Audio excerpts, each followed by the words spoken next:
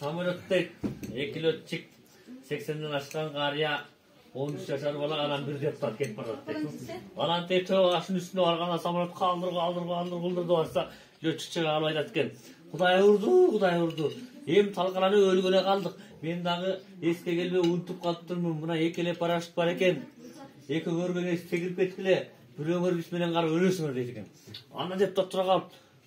Ой, урматтуу мекендештер, менин башымдын баары конституция, башымдын баары мыйзам. Мен не кыргыз пешенесинен жаралган жалгыз депутатмын. Эмне болсо ошо боло мен кеттим деп сүйлөнүп алып чегип кетет экен. Анан 80ден ашкан карый айтат экен.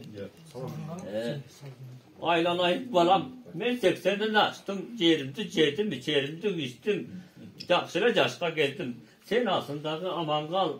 Keyin ошол жарылган самолетто менин чоң атам бар эле. Багыштап Куран окуй жүр. Анан баягы 13 жашар бала айтат экен.